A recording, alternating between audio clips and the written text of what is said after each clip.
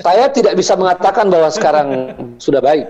Ya, saya tidak bisa mengatakan seperti itu karena masih banyak kekurangan, banyak hal yang membuat kita prihatin.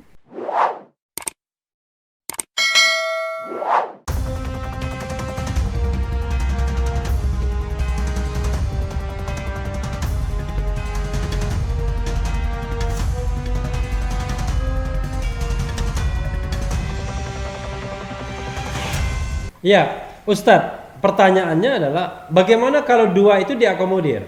TAP MPRS 25 dimasukkan sebagai konsideran mengingat, lalu kemudian Ekasila dan Trisila itu dihapuskan. MUI masih mau terima atau bagaimana?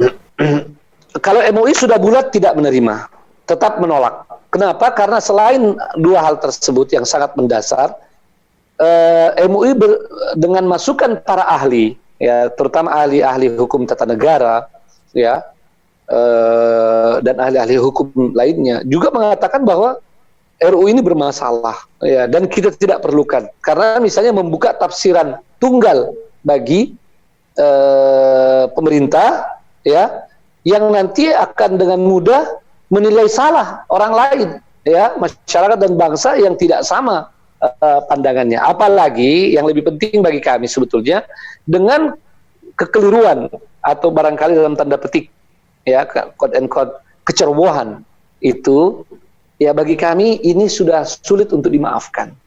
Ya, jadi ibaratnya bayi yang dikhawatirkan akan merusak ibunya, ya, akan mencelakakan ibunya, ya, membahayakan ibunya bahkan keluarganya, maka lebih tepat diaborsi saja. Oh, ini cerita, ya, Nabi Khidir sama Nabi Musa ini kayaknya. Iya, itu yang kemarin saya sebut di ILC, ya, juga seperti itu. Iya. Ustadz, kita tahu bahwa pemerintahan Jokowi ini masih berlangsung dalam 4,5 tahun ke depan, 4 tahun ke depan, kurang lebih 4,5 tahun. Iya, 4 tahun lebih, ya. Iya, hubungan dengan umat Islam ini seperti apa ya? Seperti api dalam sekam, kalau boleh saya katakan demikian, ya. Jadi panas, tapi memang masih di dalam sekam. Tapi panasnya ada gitu. Bagaimana bisa memelihara sebuah hubungan yang jauh lebih harmonis ke depan, ya? Tentu hubungan harmonis yang produktif bagi perbaikan bangsa, ya. Saran Ustadz, bagaimana untuk pemerintahan ini?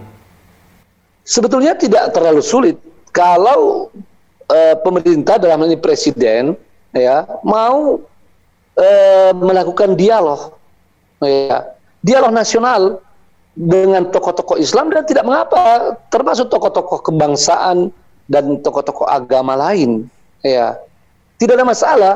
Kita dialog nasional tentang apa yang lebih maslahat bagi bangsa ini. Kan banyak persoalan yang menjadi tanda tanya, bukan di kalangan umat Islam saja, di umumnya bangsa kita, tentang TK asing, ya, dari Cina, tentang kemarin undang-undang yang dari Perpu itu, dari sekarang ada RUU Omnibus Law, ya. Ini juga saya mau sampaikan pada Bang Refli, MUI sangat concern ini lagi menyoroti RUU itu, ya, dan sudah memberikan masukan-masukan ke DPR, ya, sekian banyak tentang persoalan itu. Nah, jadi kalau presiden atau pemerintah mau melakukan itu, kita yakin, ya, ini bisa dilakukan, dan dengan umat Islam lebih mudah melalui tokoh-tokohnya, sebab kita tidak menuntut sesuatu yang untuk pribadi kami, untuk khusus kelompok umat Islam, tidak.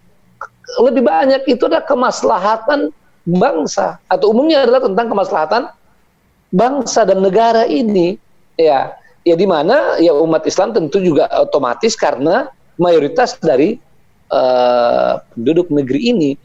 Itu saja. Jadi kalau ada ketulusan, ya, ini bukan dialog basa-basi, dialog yang tulus memang, dialog yang ingin mencari solusi. Bagaimana dialog yang tulus itu? Memang dialog yang harus hangat, yang harus timbal balik, ada take and give, ada diskusi. Bukan misalnya kita diundang ke istana, tokoh-tokoh diundang ke istana, ya, lalu menyampaikan pendapat, ya, lalu setelah itu ya sudah ditampung masukan-masukannya.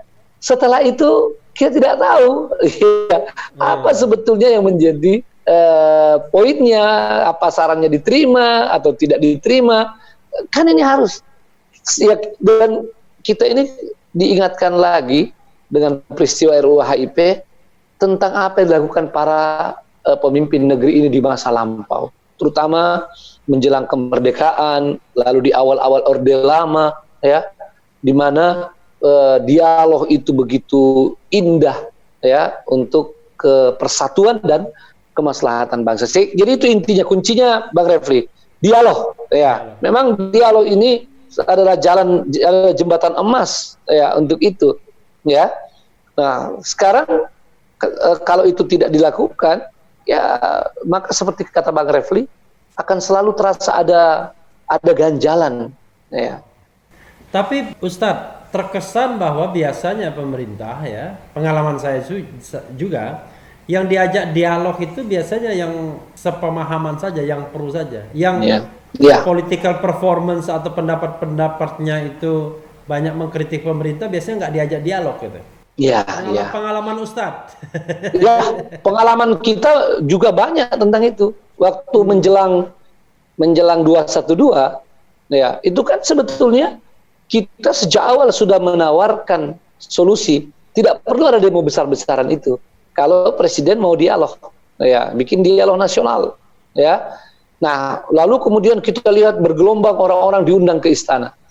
Tapi orang-orang yang justru menuntut ini, orang-orang yang resah ini, orang-orang yang gelisah ini, itu tidak diundang. Kita juga belum tahu sampai sekarang apakah itu dari pribadi presiden saat itu atau dari orang-orang di bawahnya juga yang mungkin, ya, kan ini ada seleksi dari orang-orang di bawah nih tentang siapa yang diundang. Wallahu a'lam, ya. Kita tidak bisa mengetahui secara persis itu. Yang penting itu seperti kata Bang Refli, kita juga alami. Tapi begini Ustadz, apapun itu kan tetap aja saja kalau kita melihat sejarah ada persaingan politik kan, persaingan antara kelompok katakanlah sokol Islam, ya, atau berbasis Islam ini dengan kelompok nasionalis. Dan dalam kelompok nasionalis itu ada juga misalnya organisasi Islam yang selalu condongnya ke kelompok nasionalis. Nah, Ustadz merasakan nggak bahwa itu menjadi sebuah ganjalan untuk sampainya suara umat ke pemimpin? Karena kebetulan pemimpin yang berkuasa sekarang ini kan dari kelompok nasionalis. Ya, itu mungkin terjadi, ya, bahwa ada orang-orang yang dipandang sudah cukup barangkali, ya, mewakili, kan begitu, ya, sehingga ya kalau boleh digunakan istilah stakeholder, ya, kemudian tidak mendapatkan kesempatan, ya. Nah, cuma memang pembedaan antara nasionalis Islamis ini, ya, mungkin kurang tepat juga. Kalau mungkin lebih bagus meminjam istilah Endang Saifuddin Ansari yang mengatakan bahwa kita bedakan antara nasionalis Islam dan nasionalis sekuler, ya, kira-kira begitu. Nasionalis religius, nasionalis sekuler. Ya, religius, ya, karena ya, sebetulnya para ulama ini juga sangat nasionalis, ya. Jadi kita sering dituduh, ya, atau diposisikan seolah-olah kita itu hanya memikirkan kelompok, ya, seolah-olah sangat apa istilah, mungkin Bang Refli lebih tahu istilahnya itu, ya. Tapi kita sebetulnya sektarian. Ya, sektarian. Padahal sebetulnya tidak begitu, ya. Kami ini memandang persoalan umat itu include dalam masalah bangsa kita, ya, seperti itu. Nah, memang kalau ada yang sudah lebih khusus menyentuh masalah agama, ya pasti kita bereaksi lebih kuat. Karena siapa lagi yang akan membela itu kalau bukan kita? Seperti penistaan agama misalnya. Tapi kita sangat peduli, ya, seperti sekarang ini undang-undang Omnibus Law dan sebelumnya masalah Perpu dan sebagainya, kami tetap peduli. Ya. Saya kira begitu, Bang. Ustadz, bagaimanapun kan rasanya Ustadz nggak mungkin lah lepas dari penyimakan untuk 2024 ya. Ya, Kan betul, itu kan bagian betul. dari siasah kan. Iya, 2024 ke depan apa harapan Ustadz? tentu saja sebagaimana harapan semua yang punya hati nurani, ya, apalagi orang-orang beriman, ingin pemimpin yang lebih baik lagi, ya, yang lebih maksimal di dalam membawa kemaslahatan bagi bangsa negara, ya, lebih menjaga kedaulatan negeri kita, dan juga bisa lebih mengangkat harkat dan martabat, ya, bangsa kita di tengah bangsa-bangsa lainnya. Saya kira itu sangat normatif harapan ya setiap orang yang punya hati nurani. Kalau sekarang sudah baik, tapi yang diharapkan lebih baik lagi. Saya tidak bisa mengatakan bahwa sekarang sudah baik. Ya, saya tidak bisa mengatakan seperti itu karena masih banyak kekurangan, banyak hal yang membuat kita prihatin. Ya, cuma kalau saya menggunakan lebih, ya itu istilahnya kebiasaan kita orang Indonesia yang lebih beradab lah kira-kira begitu. Lebih santun. Ya, untuk juga kita ini supaya tidak nanti seolah-olah mengklaim kita lebih baik ya. Okay. Tapi ini sekaligus frankly speaking ya, kan dulu Ustadz mendukung Pak Prabowo, ya kan? Ya. Sekarang Pak Prabowo sudah masuk di dalam kabinet sebagai Menteri Pertahanan. Tapi ada isu dia juga mau nyalon tuh di 2024. Ini Ustadz mau masih dukung dengan mungkin pengikut-pengikut Ustadz atau sudah berubah pikiran sekarang? Nah, kalau kami dalam masalah ini bukan kaitan dengan Pak Prabowo saja ya. Saya terutama dengan Ormas Wahda Islamiyah, apalagi MUI, kalau dukungan pada figur itu adalah sesuatu yang terakhir. Nah, ya, dalam artian kita akan melihat pada saatnya. Ya. Karena kita punya prinsip, kadang-kadang manusia itu tepat pada waktu tertentu, tidak tepat pada waktu lainnya. Kadang-kadang melakukan kesalahan pada suatu waktu tertentu, lalu kemudian di waktu lain dia sudah berubah. Ya, itulah yang selama ini kita lakukan. Atau sebaliknya, mungkin ada orang yang dipandang pantas baik saat ini, tapi menjelang 2024 bisa tidak pantas. Ya. Makanya persoalan ini umat ya, apalagi kalau mau diumumkan terang-terangan, ya harus sebagai sesuatu yang perlu dipertimbangkan. Apalagi dalam kaidah fikih kita itu ya, irtikab ahafid dararain, menempuh suatu kemudaratan demi menghindarkan kemudaratan yang lebih besar. Ya, kadang-kadang kita memilih atau mendukung satu calon, hati kita juga nggak serak sebetulnya. Ya, itu sering terjadi di negeri kita di Indonesia ini. Ya, dalam pilpres, dalam pilkada, ya hati itu nggak serak. Banyak catatan kita, ya terhadap figur yang kita usung, yang kita dukung. Tetapi ketika kita tidak menemukan yang lebih kecil mudaratnya daripada dia, maka sudahlah kita pilih itu, kita dukung itu dengan kaidah tadi, irtikab akhafid dararain.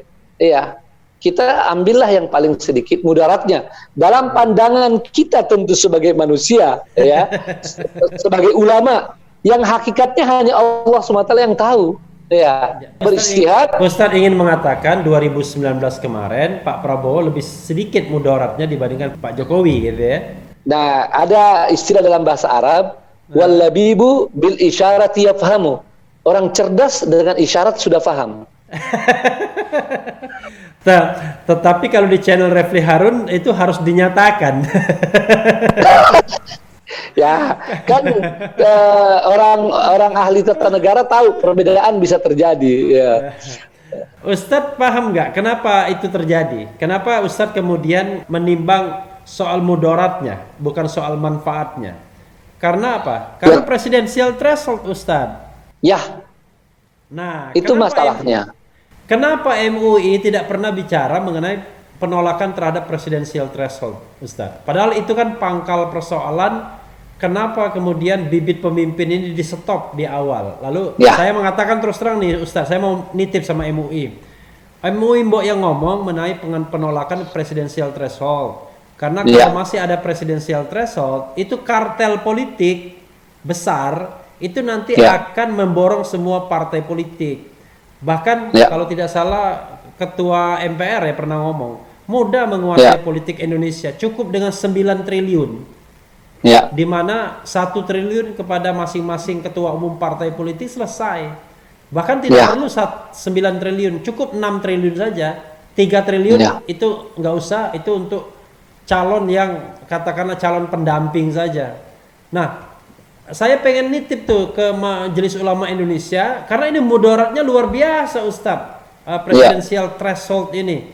Karena cukong-cukong itu akan berada di balik partai politik untuk membeli semua partai politik dan membiarkan calon itu cuma 2 saja, nggak boleh ada calon yang lain. Dan kalau ada calon yang lain mungkin yang amanah, yang bagus, yang macam-macam lah ya, pokoknya harapan kita semua hilang nanti di tengah jalan, nggak akan dapat kereta. Nah, bagaimana Ustadz, pendapat Ustadz? Mudah-mudahan Ustadz sampaikan untuk MUI. Saya secara pribadi sangat setuju tentang itu, dan saya kira di MUI juga sudah difikirkan. Tapi kan Pilpres yang lalu waktunya sangat singkat dalam penentuan itu. Ya mungkin juga ini ya mungkin tidak usah dibilang kesengajaan, tapi yang jelas lama baru ada keputusannya dan tidak ada pilihan lagi. Daripada membahas itu, akhirnya orang ya mencoba menerima kenyataan lalu menggunakan waktu yang ada untuk berusaha ya mendapatkan pemimpin yang dipandang bisa lebih baik atau lebih sedikit mudarat daripada yang lainnya. Tapi titipan Bang Refli ini saya akan sampaikan ya, dan saya yakin di MUI akan dibahas. Ini kan hal yang penting bagi kemaslahatan bangsa dan negara kita. Ya, tapi sebetulnya Bang Refli, kenapa saya mau usul Bang Refli? Iya. Karena di MUI begini, MUI itu akan sangat memperhatikan pendapat para ahli, dan itu memang sesuai dengan petunjuk Al-Quran dan hadis. Ya, fas'alu ahla dzikri in kuntum la ta'lamun. Kalau Bang Refli dengan kolega-kolega, teman-teman ahli tata negara bisa ijma, ya, bisa bersatu dalam masalah ini, wah itu akan menjadi alasan yang sangat kuat bagi MUI memperjuangkannya. Nah kalau perlu jangan tanggung Bang Refli. Iya. Sekalian aja kepada apakah Pilpres langsung itu ya dan pilkada langsung masih lebih baik bagi negeri kita, atau bisa kembali kepada seperti di dalam Undang-Undang Dasar 45 yang awal ya, melalui Majelis Permusyawaratan Perwakilan. Nah, kalau presidensial threshold, Ustadz, itu ya, semua, kalau saya bisa mengklaim itu, semua ahli hukum tata negara dan aktivis politik itu mengatakan bahwa ini harus dihapuskan karena ini kan pangkal tolak persoalan kenapa kemudian bibit pemimpin bangsa itu bisa dimatikan di depan. Kalau dia tidak punya kereta, mau sehebat apapun dia, maka dia tidak bisa nyalon. Tapi seburuk apapun pemimpin, kalau dia bisa menguasai partai politik, maka dia bisa nyalon. Contoh lah begini Ustadz, kita terpaksa terus terang nih misalnya, konstelasi politiknya saat ini, maka akan ada 2 calon lagi. Calon pertama adalah calon yang dari istana, yang 6 partai politik itu didukung oleh PDIP, Gerindra, Golkar, PKB, P3, lalu kemudian satunya lagi Nasdem. Calon satunya lagi itu didukung oleh Demokrat, kemudian PKS sama PAN. Karena mereka harus bersatu. Kalau tidak bersatu, nggak akan ada Pilpres. Karena kalau Demokrat dan PAN saja tidak cukup 20%. Atau PKS sama PAN tidak cukup 20%. Jadi harus 3. Nah, bisa dibayangkan kan Ustadz, berarti kita akan ada 2 calon lagi, dan calon itu sangat tergantung kartel politiknya untuk menentukan siapa yang akan menjadi calon presiden. Makanya ini soal yang penting, karena di dalam RUU yang baru Ustadz, itu sudah dicantumkan lagi persyaratan presidensial threshold ini dipertahankan. Gitu.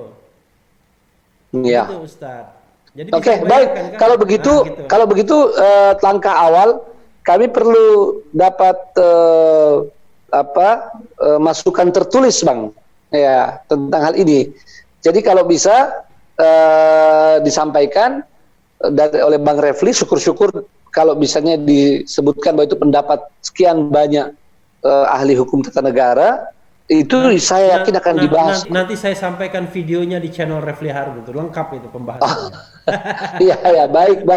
Ya, cuman iya. kalau kebiasaan di MUI tertulis, Bang, harus tertulis. Ya, Oke, jadi pertimbangannya itu disampaikan karena kami ada namanya komisi pengkajian, lalu kemudian itu akan masuk ke rapat pimpinan. Dan saya yakin sekali MUI tertarik akan membahas ini, insya Allah. Karena kenapa? Ya. Karena itu sama pentingnya dengan menolak RUU HIP, Ustadz. Kalau Ya. RUU HIP oke lah, itu kan simbol. Ustadz bisa kita punya simbol ketuhanan yang Maha Esa. Tapi kalau presidennya atau pemimpin bangsa ditentukan oleh kartel politik, oleh cukong-cukong, bahkan oleh bandar internasional misalnya, yang bisa membeli partai politik, maka hancurlah negara ini, Ustadz. Ya, baik. Itu penting. Insya Allah itu jadi tanggung jawab saya akan menyampaikan nanti ya. Oke, nanti tanggung jawab saya juga untuk menggalang teman-teman yang memang berpendapat sama agar kemudian menyampaikannya ke MUI. Ya, dan insya Allah biasanya kalau rapat membahas itu kita akan undang ya Bang Refli dan teman-teman untuk didengarkan supaya menjadi bahan yang lebih lengkap ya, lebih kuat sebelum MUI mengeluarkan pernyataan, insya Allah. Dan dampaknya kan Ustadz paham kan, tahun 2014, 2019 masyarakat kita terpecah gara-gara presidensial threshold ini. 2 calon betul. Satu cebong, satu kampret dan lain sebagainya, jadi tidak produktif. Padahal tahun 2000 pemilihan 2004 dengan 5 calon, 2009 dengan 3 calon, pasca itu relatif adem ayem saja, nggak seperti saat ini. Betul sekali, betul, ya. Itu saya kira dari pandangan Islamnya bisa masuk ketika kenyataan mafsadatnya itu nyata ya, maka itu menjadi pertimbangan dalam hukum Islam untuk melarang hal tersebut dan mencari alternatif lain ya. Itu kan namanya kalau mafsadat nyata ya, seperti yang kemarin dirasakan ya. Ya mudah-mudahan Ustadz, ya mudah-mudahan ini nanti kita sama-sama berhasil tuh menjebol presidensial threshold ini. Mudah-mudahan, insya Allah. Kalau presidensial threshold dihapuskan, kita bisa memilih pemimpin yang lebih banyak. Partai politik bisa mencari yang lebih baik, ya kan begitu. Nah, jadi berlomba-lomba untuk menampilkan pemimpin yang jauh lebih baik, karena itulah yang menjadi peluang bagi masing-masing partai politik. Tapi kalau kemarin ya kita di fait accompli, tidak ada calon lain, tidak ada kendaraan lain gitu. Iya. Nah, Ustadz, last word. Ya, gimana Ustadz? Ya, kalau seperti Ustadz Abdul Somad kemarin, itu kan balik nanya sama Bang Refli. Ya. Saya juga balik nanya nih.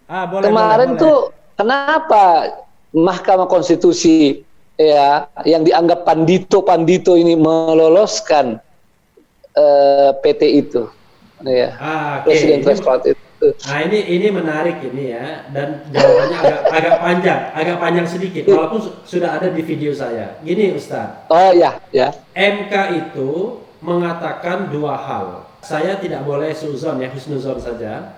Mengatakan 2 hal. Pertama adalah itu open legal policy, kebijakan hukum yang terbuka. Ini biasanya gaya Pak Mahfud dulu lah, open legal policy, apa-apa open legal policy. Yang kedua, MK mengatakan presidensial threshold dalam rangka penguatan sistem presidensial. Nah, 2 ini, kalau yang pertama yang open legal policy, menurut ahli hukum tata negara lain nih, yang banyak sekali, yang mayoritas, nggak benar itu open legal policy. Karena pasal 6A ayat 2 Undang-Undang Dasar 1945 itu jelas mengatakan bahwa pasangan calon presiden dan wakil presiden diajukan oleh partai politik atau gabungan partai politik peserta pemilihan umum sebelum pemilihan umum. Jadi standingnya adalah as long as Anda menjadi peserta pemilu, maka Anda punya standing untuk mengajukan pasangan calon. Itu dinamakan constitutional right. Nah, constitutional right itu tidak boleh dihilangkan dalam peraturan yang lebih bawah. Ya. Jadi kalau hak yang diberikan konstitusi tidak boleh dihilangkan di dalam undang-undang. Itu prinsip itu. Yang kedua adalah ketika bilang bahwa itu untuk penguatan sistem presidensil, MK mengatakan dua hal. Pertama, penyederhanaan partai politik. Kedua, kecukupan dukungan presiden yang terpilih. Kan begitu. Kalau penyederhanaan partai politik secara post factum nggak ada kaitannya dengan presidensial threshold. Penyederhanaan partai politik terutama yang terkait dengan kursi di parlemen itu yang paling ampuh adalah penerapan parliamentary threshold yang 4,5%. Dari 16 partai kemudian jadi 9 partai. Jadi 7 partai didiskon karena tidak mencapai 4,5%. Termasuk PSI, Partai Garuda, PBB dan lain sebagainya. Jadi itu. Kedua, kecukupan dukungan itu juga nggak benar secara post factum. Kenapa? Karena pada periode pertama saja misalnya Jokowi hanya didukung oleh 4 partai politik. PDIP, Nasdem, Hanura, dan PKB. Dan itu minoritas, Ustaz. Yang lebih besar kan Pak Prabowo dengan KMP-nya, Koalisi Merah Putihnya. Tetapi di tengah jalan setelah Presiden Jokowi terpilih, Golkar bergabung, PAN bergabung, P3 bergabung, sehingga menjadi 7 partai politik dan hanya menyisakan PKS sama Gerindra sebagai oposisi. Sekarang juga begitu, Gerindra bergabung, hanya menyisakan PKS sebagai oposisi, PAN wilayah abu-abu pengen ikut tapi nggak diajak, ya kan? Demokrat pengen ikut tapi nggak diajak. Jadi berdasarkan fakta-fakta itu dan berdasarkan tadi penalaran yang sangat wajar, maka sesungguhnya klaim MK itu bisa kita tolak. Bahwa pemikiran yang mengatakan memperkuat sistem presiden itu nggak benar, ya kan? Secara fakta nggak. Nah, masalahnya adalah saya nggak bisa cara hal yang lain, Ustadz. Nah, itu ya kan? yang saya tanyakan yang itu. Nah, yang lain itu kan kita tahu, makanya saya bilang kita tidak boleh suuzon, ya kan? Apakah sinyal percukongan itu datang juga ke MK, sinyal Israel datang juga ke lembaga ini, tapi kita jangan suuzon. Intinya adalah kita bisa menyelesaikan ini kalau ini dihilangkan. Karena MK mengatakan tapi misalnya Bang Refli sebagai ahli, boleh nggak bilang salah itu keputusannya? Boleh nggak? Nggak usah. Kita nggak boleh masuk wilayah suudon, memang nggak boleh. Ya kan kita nggak tahu kan. Tapi ini secara ilmiah. Saya sudah membahas dua tadi secara ilmiah. Iya, tapi itu kan sama halusnya dengan saya. Tapi kan kalau saya kan memang perlu halus karena ini masalah syariat, ya kan? Iya. Tapi kalau Bang Refli kan ini masalah ilmiah, murni. Kan, dari sisi salah tuh pertimbangan. Jadi dari sisi ilmiah, putusan MK itu tidak ada yang salah. Putusan MK itu semua benar, kan begitu? Begitu. Karena putusan pengadilan kan. Tetapi saya katakan pertimbangan hukumnya keliru. Nah, ini sebetulnya nanti mudah-mudahan satu ketika kita bisa diskusi. Ya, itu ada pemikiran juga bahwa kalau melihat beberapa keputusan MK seperti itu, apa tidak berbahaya bagi negeri ini, ya, adanya MK itu, ya. Sebab nasib negeri akhirnya diserahkan cuma pada 9 orang yang kemudian ya kadang-kadang sebagai manusia biasa ya unsur kelirunya bisa besar, ya. Kita tidak mau husnudzon, suudzon, kita jauh-jauhkan nih. Kita ambil aja yang umum, unsur keliru. Atau MK itu harusnya 90 orang deh, atau 99 orang. Kalau 99 orang, ya, pandito kita, ya kemungkinan akan lebih lebih terjaga. Itu nanti aja Bang Refli ya. Nah, itu bagian dari siasah tadi. Ya, nanti kita bisa bahas. Islam. Insya Allah kita juga bisa bahas bagaimana dalam pandangan Islam masalah itu. Iya. Ustadz, last word, Ustadz. Ya. Apa Ustadz? Silakan last word-nya. Ya, jadi kalau saya dengan kejadian-kejadian yang ada sekarang ini, ya memang diperlukan edukasi yang lebih maksimal di umat kita, ya. Sebab bagaimanapun juga tidak bisa dipungkiri pangkalnya di sana, ya. Walaupun kita sekarang lebih banyak melihat fenomena orang-orang, lembaga, partai, atau dari luar, konspirasi dan sebagainya. Itu tidak dipungkiri. Kemungkinan adanya yang menyebabkan berbagai masalah dan juga penderitaan. Tapi masalah kita sendiri secara internal di umat dan di bangsa ini adalah edukasi yang masih kurang. Salah satunya adalah masalah Pancasila. Saya ingin bahwa edukasi tentang Pancasila ini lebih dimaksimalkan, tapi dengan format yang tepat, ya, yang proporsional dan tidak melupakan aspek kesejarahan yang benar, ya. Maka saya kira selain konsep yang sudah ada, ormas-ormas ini bisa membuat ya bagaimana pengajaran Pancasila sehingga tidak melupakan sejarah dan memperkuat. Sebab saya kemarin kita khawatir kalau kita tidak bereaksi, lalu yang ditanya ini generasi muda kita, mahasiswa ke bawah, mahasiswa SMA, mungkin mereka semua akan setuju. Nggak apa-apa kok, ya rubah aja itu, ya kan? Ya, sebab edukasi tentang ini tidak kuat. Nah ini mungkin saya ingin mengingatkan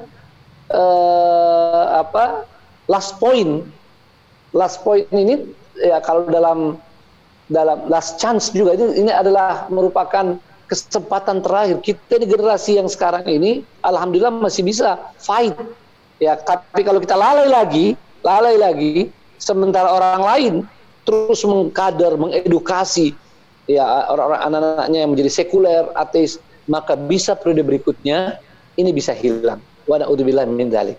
Yang kedua, kita berharap bahwa dari edukasi itu kita ingatkan umat Pancasila itu sebagaimana negeri ini dan kemerdekaan kita adalah karunia Allah. Jadi Pancasila juga itu adalah karunia buat kita, warisan dari para pendiri negeri ini, mesti dijaga. Ya, kalau masih ada di antara kita umat Islam yang skeptis terhadap Pancasila, yang sinis, yang tidak paham, mari segera dihilangkan penyakit itu. Saya sendiri siap, alhamdulillah, dengan latar belakang sebagai pengurus MUI pusat dan saya latar belakang kuliah di Timur Tengah, ya, saya bisa, ya, insya Allah dengan izin Allah memberi pemahaman kepada orang-orang yang skeptis dan sinis pada Pancasila, ya. Yang terakhir sekali saya ingatkan, kalau kita lalai lagi, warisan ini dijadikan orang untuk menghantam kita, seperti di Orde Lama dan di Orde Baru dan di sebagian Orde Reformasi ini. Ya, harusnya ini warisan kita. Kenapa orang lain yang mengklaimnya lalu menghantam kita dengan warisan itu? Ya, maka mari kita pelajari baik-baik, kita jaga warisan ini, kemerdekaan ini, Pancasila ini, ya, untuk kemaslahatan umat dan bangsa serta negara kita tercinta ini. Begitu, Bang. Doa terakhir Ustadz, saya minta kita mendoakan untuk keselamatan diri kita, keluarga, bangsa dan negara kita, dan semoga Allah SWT meridhoi apa yang kita lakukan ini, ya. Amin. Dan ilmu Bang Refli juga lebih berkah, ya. Amin. Dan lebih manfaat bagi umat. Allahumma qsim lana min khasyatika ma tahulu bihi bainana wa baina ma'asiyatik, wa min ta'atika ma tuballighuna bihi jannatak, wa min al-yaqini ma tuhawwinu bihi alaina masa'ibad dunya. Allahumma matti'na bi asma'ina wa absarina wa quwwatina abadan ma ahyaitana waj'alhu al-waritha minna waj'al sa'rana 'ala man zalamana wansurna 'ala man 'adana wa la taj'al musibatana fi dinina wa la taj'al ad-dunya akbara hammina wa la mablagha 'ilmina wa la tusallit 'alaina bidunubina man la yakhafuka fina wa la yarhamuna birahmatika ya arhamar rahimin. Allahumma aslih lana dinana alladhi huwa 'ismatu amrina wa aslih lana dunyana allati fiha ma'ashuna wa aslih lana akhiratana allati ilaiha ma'aduna waj'alil hayata ziyadatan lana fi kulli khair waj'alil mauta rahatan lana min kulli syarr. Allahumma arhamna ya rahman. Allahumma arhamil muslimina fi kulli makan. Allahumma a'izzal islam wal muslimin. Allahumma ansuril muslimina fi kulli makan. Allahumma ij'al Indonesia baldana hada baladan aminan mutmainnan sakha'an rakha'an wa sa'ira biladil muslimin. Allahumma rabbana atina fid dunya hasanah wa fil akhirati hasanah wa qina adzabannar. Walhamdulillahirabbil alamin. Terima kasih Ustaz. Assalamualaikum warahmatullahi wabarakatuh. Waalaikumsalam warahmatullahi wabarakatuh. Terima kasih Bang Refli. Ya, makasih juga. Sukses terus. Ya. Oke, yuk mari. Ya, itu tadi Sobat RH sekalian, dicecar dengan Ustadz Muhammad Zaitun yang luar biasa orangnya ya. Punya pengetahuan yang tidak hanya soal agama, tapi juga soal-soal lain yang berkaitan dengan ketatanegaraan, terutama ketatanegaraan Islam. Karena memang background yang bersangkutan juga berpendidikan di wilayah itu. Tapi yang paling penting adalah tetap di channel ini, karena di channel ini Anda akan dirayu, ditipu, dibaperin, dicecar, diuber pula di jalur khusus.